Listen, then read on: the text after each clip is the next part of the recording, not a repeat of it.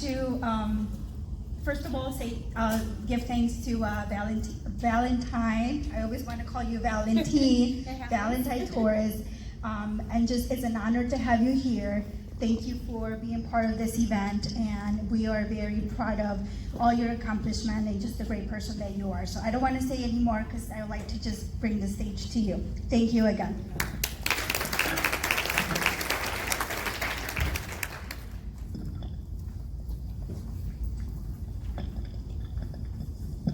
You know, Latinos, we need a lot of space to talk. So I gotta find my comfort zone. How are you guys? Good. Happy July. I want to start by opening up and letting you know that I am a Puerto Rican woman born and raised in Northwest Indiana. I was born on February 14th, 1978 in Gary, Indiana to Puerto Rican parents. My mother was born in Humacao, Puerto Rico, and she came to the States as a toddler. And my father was born in Gary, Indiana, whose parents had just arrived from Puerto Rico. My parents were teens when I was born, an 18 and 19-year-old couple who was learning not only how to be a couple, but now how to parent. My brother, Jason, was born in June of 1981. I grew up with only one sibling, and we know how rare that is in a Latin family, right? However, we had lots of first cousins, second cousins, third cousins, and as always, our cousins' cousins, who eventually become our cousins because they're at all the family events. I'm sure if you're like me, you've met someone with the same last name as yours and you've sat and wondered how it is that you may not be cousins, and you're just kind of hold them close to your heart because maybe somewhere you'll find out that you're actually related to that Latino. I felt like growing up that we were almost related to everyone in Northwest Indiana. As I write this speech, I want to give you some lessons to take with you into your life. My first lesson to you is to control the controllables. Our childhood is set up by our family, right? And we do everything according to what our parents and our grandparents and our aunts and uncles tell us. But as an adult, what I want to tell these scholarship recipients is you are finally in a moment to take control of your own life. When I started kindergarten, we were living in the Glen Park area of Gary, and I quickly realized that I was one of the very few Latinas in school.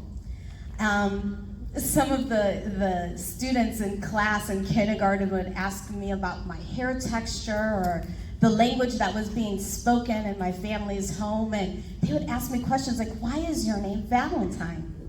True story, when I was in kindergarten, I attempted to change my name. My kindergarten teacher did not buy the story. I was actually swatted with a paddle in front of all of my classmates for trying to change my name. Recently, I'd asked my father, I go, why did we move out of Glen Park? And he said, you know, I just felt like there was better opportunities for you and your brother somewhere else in the region. So we went east. We went to Porter County. And we first landed in Portage, and then my parents would then eventually buy a house in South Haven. And of course, like in any other traditional Latin household, Abuela came with us too, and she lived with us. While I was there in South Haven, my father would work at the steel mill, and my mother was a server in the restaurant industry. And living in South Haven was a great experience. We were out there, we were playing, we were having a good time with all of the kids in the neighborhood. As I started school, the same thing happened just like when I lived in Glen Park. I was now one of the only Latinas in an all-white school. It's odd when you're going out to play with recess with boys and girls, and kids would tell you, we can't play with you because you're different.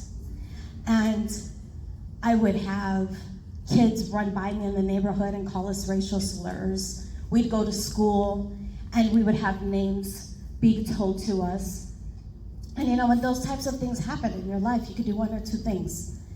You can go, you can stand in a corner, and you can let the words eat you up.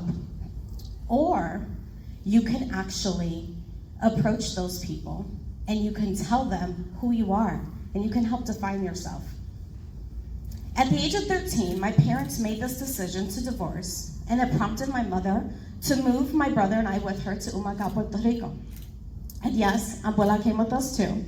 We lived in her house in the Campo of Mariana Dos. We stayed on the island for just a short time where I was able to attend school and learn Spanish and learn how to read and write in my language.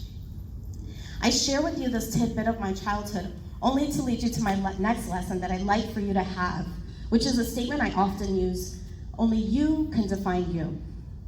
I will tell you candidly that I was bullied a lot growing up in South Haven.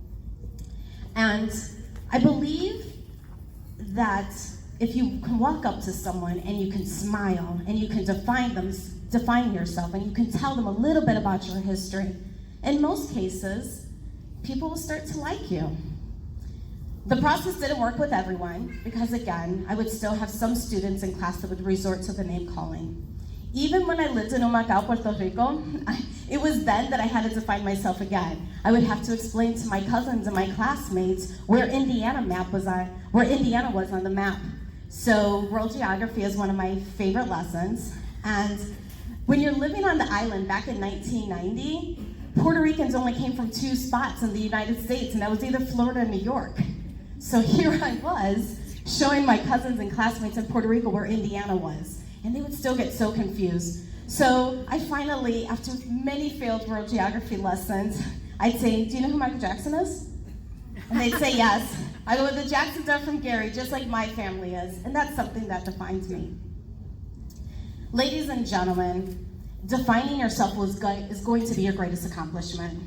As I've grown into my adulthood, I've realized that I have not stopped defining myself. And why is defining yourself so important? I'm going to tell you why. Because if you don't do it, someone else will. And it's not how you want to be defined. You want to have control of that. And often are like, or even what old classmates have to say about ourselves. In a world where we're even defined by our high school transcript, a GPA, an SAT score, it's not always fair.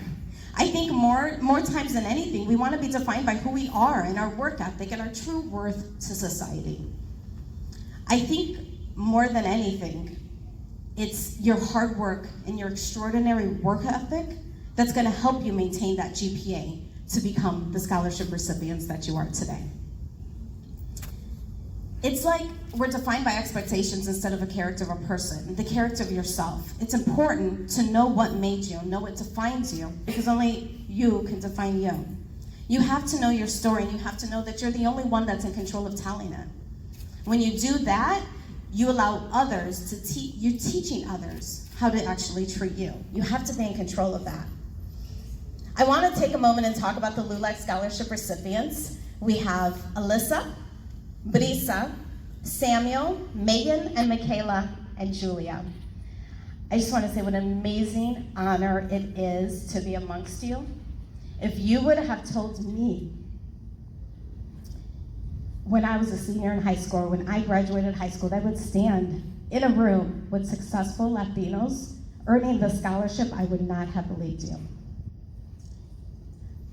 I want to tell you, being a Latina, and more specifically one that was born and raised here in the region, I get you. I know you. I've been in your shoes. I want to talk about this platform that I'm standing on. This platform is such an honor, and I want the scholarship recipients to know that it's yours, it's mine, and it's ours. As Latinos, we have to be proud of that. I need you to know that we fight to be equal to everyone. And I was like you. I was competing for myself, but deep down inside, we compete with others too. We as Latinos are so competitive, and winning feels good, doesn't it? I want to tell you to keep on competing. I want to tell you to keep on moving to the top. Keep on representing for Latinos all over. We have Latinos all over the world currently fighting for our rights. And I encourage you to support that. I encourage you to study the laws, know the rights for humans seeking asylum, educate yourself on the wars that are happening right now in Central America, and applaud an island like Puerto Rico who protested for 16 days calling out their government for corruption.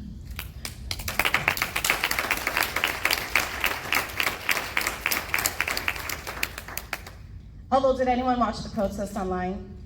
They were having parrandas, they were dancing, people from the communities were bringing food to their people. They were displaying unity. We have to show everyone that that is what Latinos are. That is what Latinos stand for. We are Latinos and we are united. We have to stand up for each other from borders to islands. We are Latinos Unidos, and I'm proud to stand in this room with you today during this very historic moment in Latino history. Another lesson I want you to have in life: use your platform. Know what you stand for and know what Latinos stand for. I'm gonna share with you another story. It was about a time that I was taken off my platform, and as a Latina, I felt discriminated against. I'm gonna take you back to the 90s. When I was in high school, I graduated in 1996, and my senior year proved to be my most loved, my most hated, and the year that was going to introduce me to what my life was going to be like as an adult. During my senior year, I became co-captain of my dance team, along with another Latina. I was in Pep Club, I was in Student Council, Business Professionals of America, and more. I really felt like I had finally reached my high point in school. Before that, I had never felt popular. I felt like every other kid in school, and I hung out with anyone who accepted me. I didn't come from a family that was highly involved in my schooling. My parents had been divorced for some years, and both of them worked full-time. This left me to learn how to create a path to success. A joyful time for me in high school when I was crowned the fall homecoming queen. One of the very few Latinas to ever hold that crown in my school. Now, to me, it just wasn't about being a queen or having a crown or a title. It meant that people like me. People know me. And that just meant the world to me. I had kids from school that I didn't know walking up to me saying, "Hey, Valentine, I voted for you." But after a weekend of just enjoying all the kindness from everyone, you go back to school and the rumors started to go around. Now, rumors in the 90s took a couple of days, maybe like a weekend to filter through, where nowadays in social media, a rumor happens immediately. At the click of a live feed, you can see comments and you can truly see what someone's opinion is of you in the moment. So there I go back to school, where some of the students started telling me, "It's kind of weird that you won homecoming queen." And one young man in a class went as far to say, "I mean, none of the other girls won, and you're not even popular. And you beat out 4 white girls. You're just some Puerto Rican chick from South Haven. Like, who are you?" And he walked away. I'm gonna tell you, I was angry. I was hurt. But I had to keep on trucking, right? I had to keep doing my thing and staying on my platform. So, guess what? It's basketball season. We have another homecoming court. And guess who's put on the court again? I am. Guess who wins? I do. I'm now crowned homecoming queen for the second time. But that time, my classmates had gone too far. While I was being crowned, girls in the audience started to boo me. So there I was, holding back my tears while the crown's being placed on my head, smiling, waving, like any good girl would with a crown on her head, right? So, fast forward, it's my senior year, I'm 18, I'm starting to become very guarded of who I am as a person, my identity, what I stood for. Prom season comes around. They announce the prom court. Who's on the prom court again? I am. That time, the school principal called me down to his office and he says, "Valentine, we're gonna have to take you off the prom court." And there I was in dismay, like, why?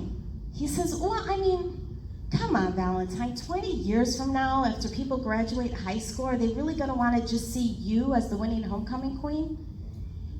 It was almost as if I had paused it. And back then, those were your classmates that nominated yourself. I didn't ask anyone to nominate me. Those were just my classmates. So he says, "I mean, you're gonna have to agree that we should take you off the court." And they took me off the court. So as an 18-year-old witty young woman, I stood there in front of my principal and I said, You know what?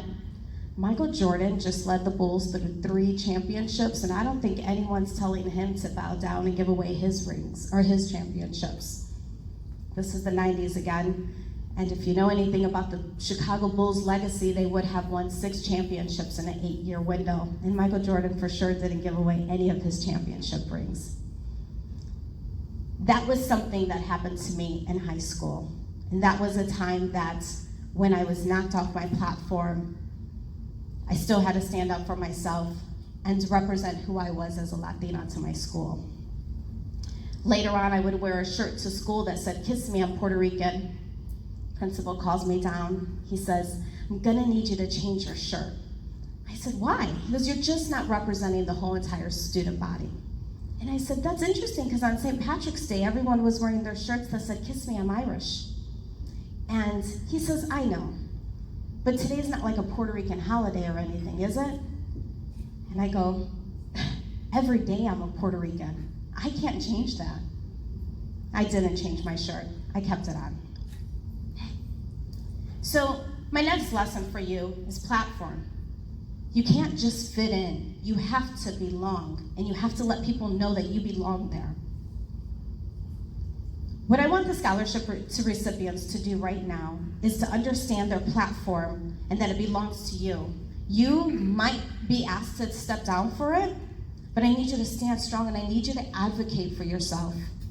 I need you to know that if it means you won't get the crown or the ring, you still have the right to be there, and you have to speak up.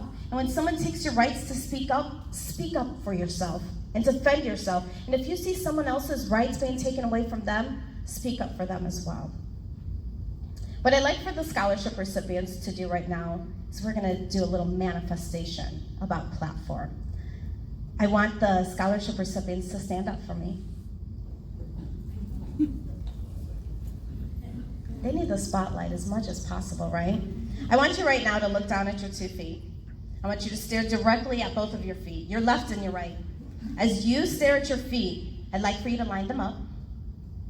I'd like for you to picture standing on a box. And on that box, I want you to add a pop of color.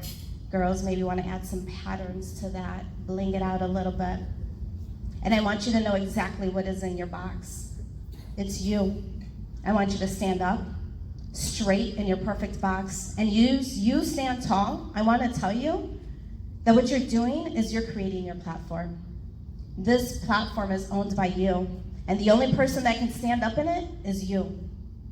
You own it, and now get to create it. It's a brand new platform just for you. No one else gets to stand on this platform with you. It's yours, and I want you to be so selfish about that. You all have the power to create a platform that defines you. No one gets to define you. You can sit down.